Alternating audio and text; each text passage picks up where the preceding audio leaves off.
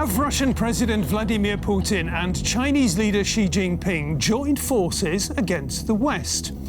Well, certainly China has been using the Winter Olympics for a massive display of its political and economic might. Russia, meanwhile, continues to flex its muscles in the war of words over the future of Ukraine. Diplomatic efforts to ease the situation are in overdrive, including missions to Moscow and Washington. So this time round, on To The Point, we ask, Putin and Xi against the West, is democracy under pressure?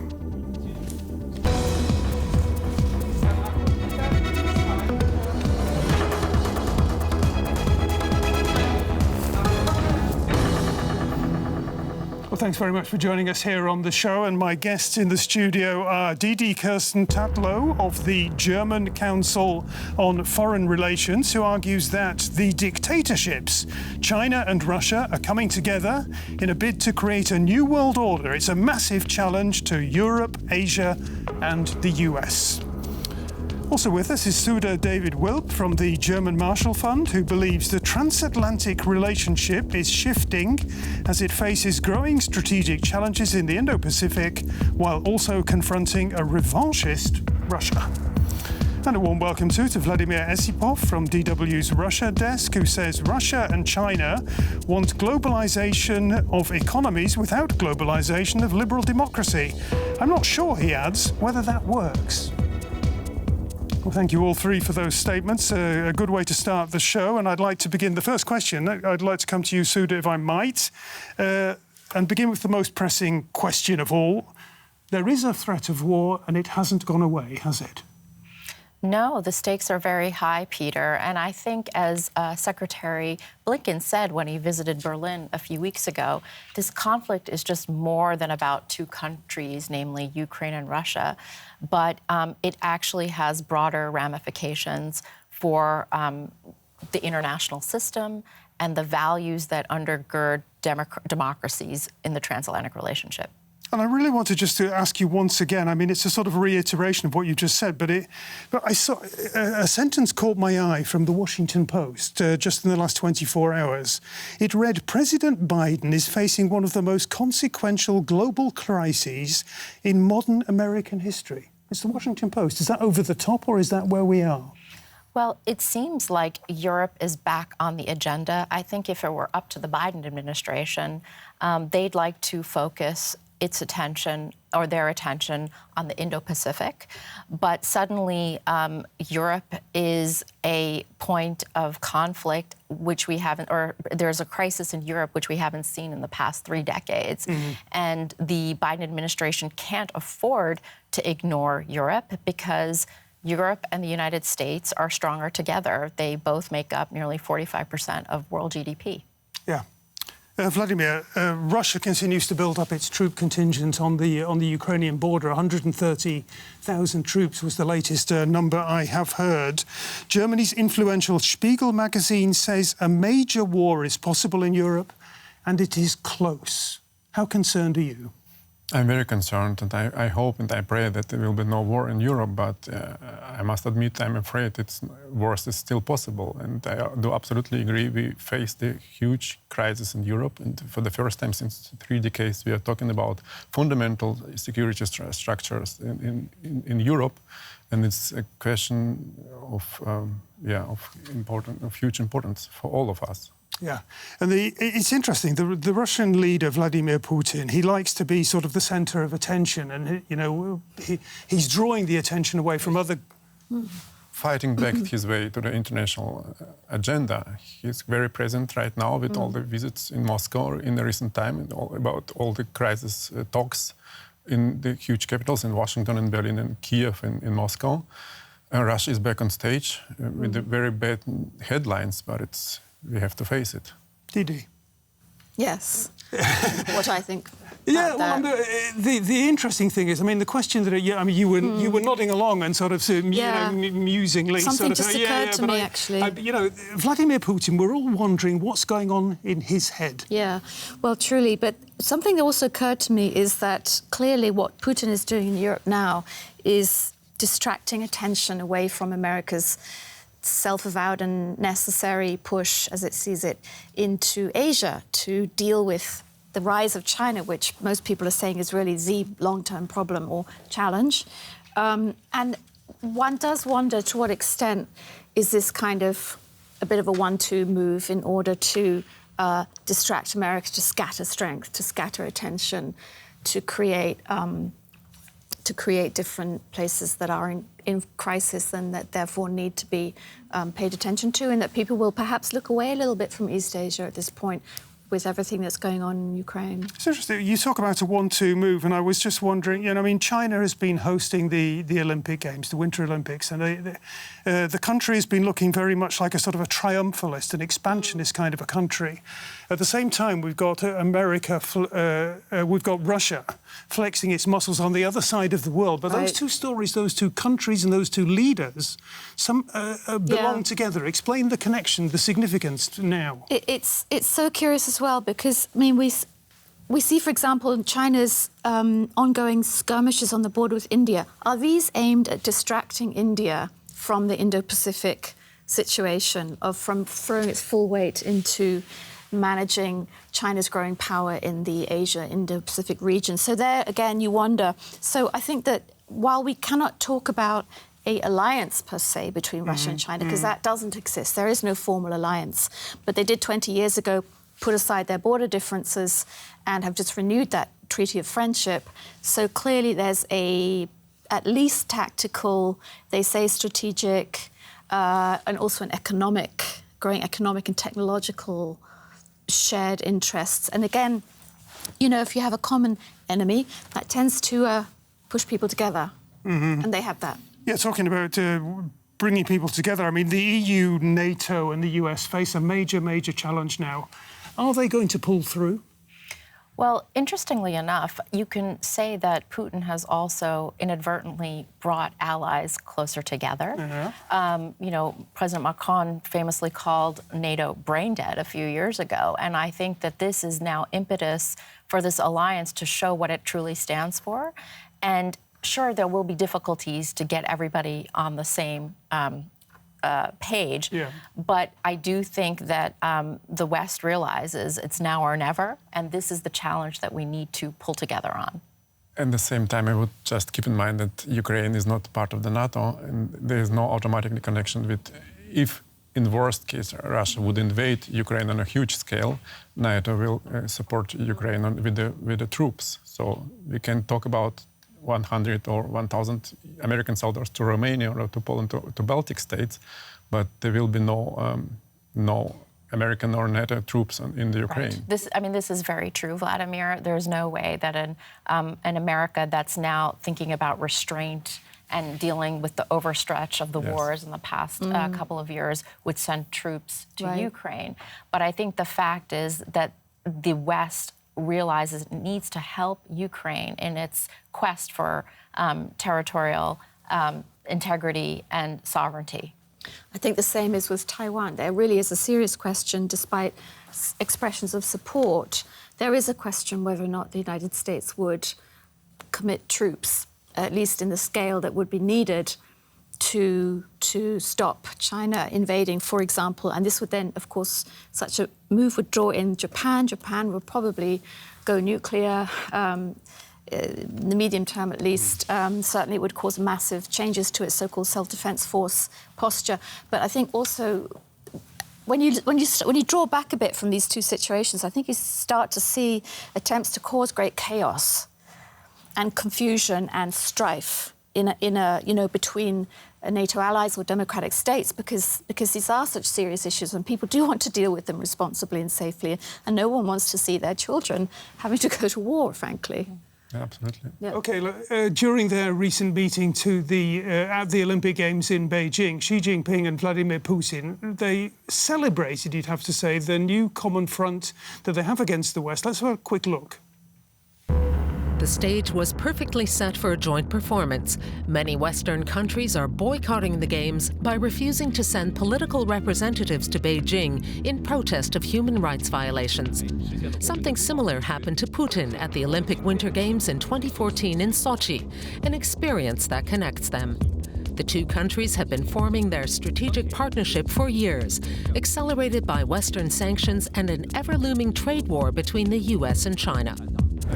Since 2019, Russia has been supplying gas to China via a pipeline from Siberia. It's a multi-billion-dollar project, signed and launched shortly after Russia's annexation of Crimea. Massive infrastructure projects will also connect the two countries more closely via trade routes. Through joint military maneuvers, Russia and China have also been demonstrating their unified stance towards the West and the Western Defense Alliance, NATO. They also have an alliance on the United Nations Security Council. Both countries can prevent resolutions through a veto, which they used during the Syrian conflict. In return, Bashar al-Assad, a friend of Putin, is joining China's new Silk Road project. But are Russia and China equal partners? Well, let's pass that question straight on to Didi. Are they equal partners, the two?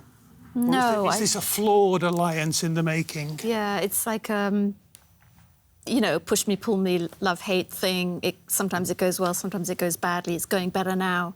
But they bring different strengths, if you like, to the table. I mean, China, this sort of deep potential economic, real and potential economic power, this sort of global strategic economic interest that was just mentioned in the report here with, for example, Syria joining the Belt and Road Initiative. Wow. Well, there you see politics, strategy, military and economics coming together. Russia and China both involved in Syria in that way now. So that's, are they equal? No, they're not. They're the same but different somehow.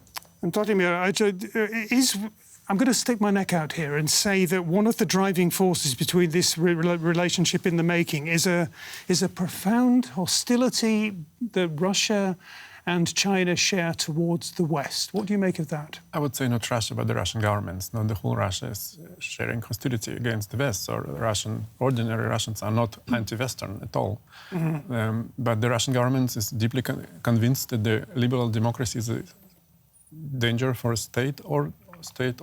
Mm-hmm. So they're pushing back on the global scale, globalization, ideological globalization. They're trying to make money on the economic globalization, selling Russian gas worldwide to Germany, to China, whatever.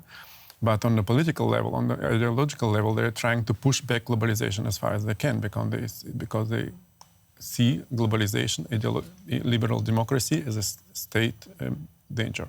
Is it in danger or already a thing of the past? Is liberal democracy yesterday? Putin told a couple of years ago to the Financial Times that liberal democracy is dead. But for Putin's perception of the world as a specialist of the state security, and he's this professional of the state security, the collapse of the Soviet Union in 1991 is a result of the liberal democratization of the Soviet Union. This is the connection in his mind. Sudha, what do you say about this notion that I've put on the table about the hostility towards liberal democracy and whether it has a future or not? Well, I think the unifying thread sort of between Russia and China is the fact that these are two powers that see liberal democracy as a threat to their power. Mm. And liberal democracy, I think, is sort of the new battle for the next couple of decades in terms of upholding why it's the right system for our democracies, because this is kind of what is the new sort of idea that democracies need to come under. They have to make their democracies more resilient and show citizens that, yes, democracies are messy, but it's the best system that works for all of us. And you know, we've seen China and Russia outwardly take steps to destabilize democracies, whether it be through disinformation or weaponizing energy. These are things in their toolbox, and it's important for the West to stick together to show on the outside, but also to its own citizens that democracy is the way forward. Here's a question.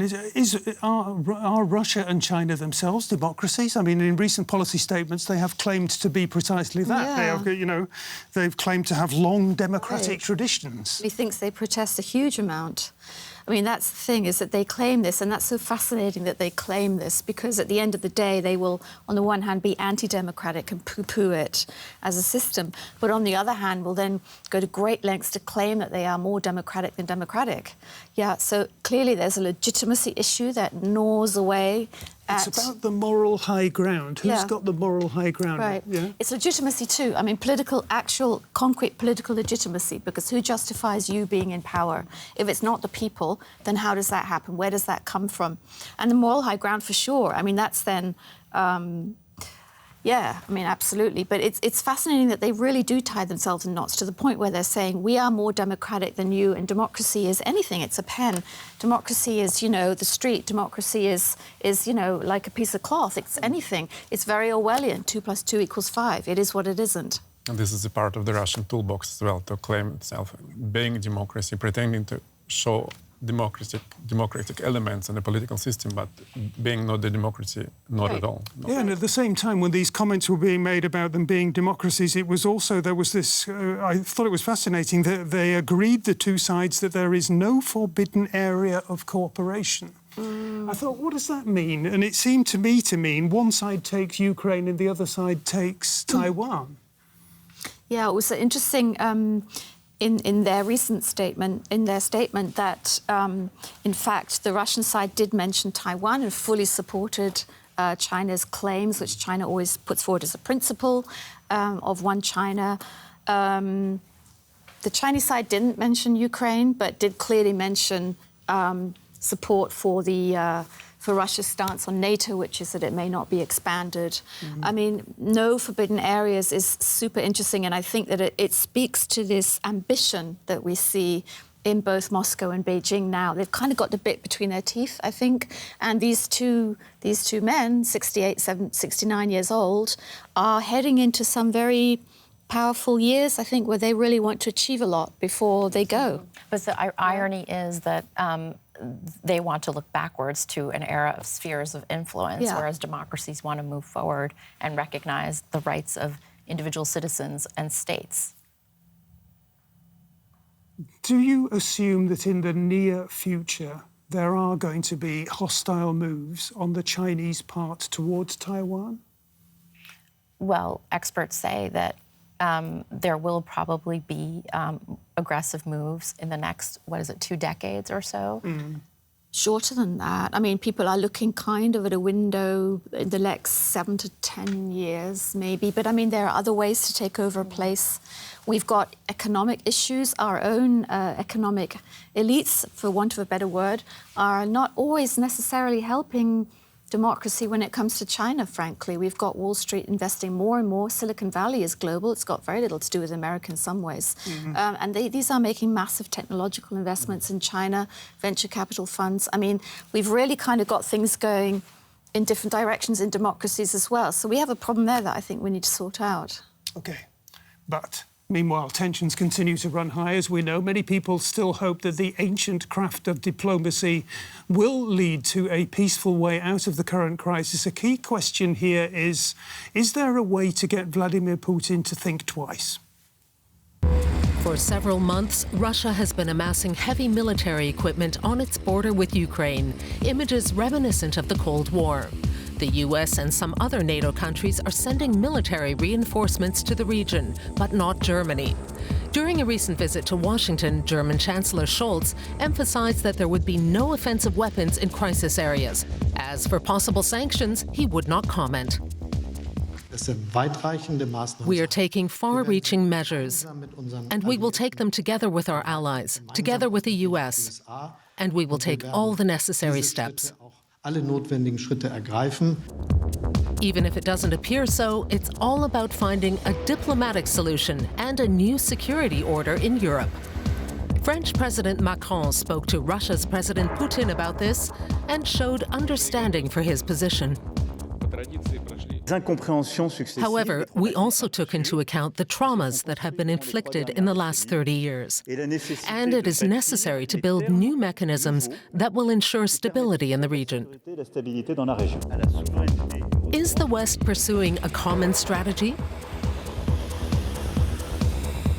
Is the West pursuing a common strategy? Should the West be pursuing a common strategy? Is Germany a problem in deciding what that strategy should be and how it is pursued?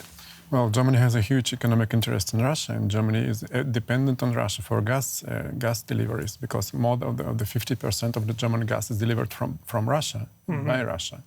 And Germany is waiting to take the new pipeline Nord Stream 2 in production, so there will be more Russian gas flowing to Germany. So obviously the economic interest playing a quite huge role in the German consideration of the current crisis. Whose corner is a boxing metaphor? Whose corner is Germany in, and whose corner should Germany be in?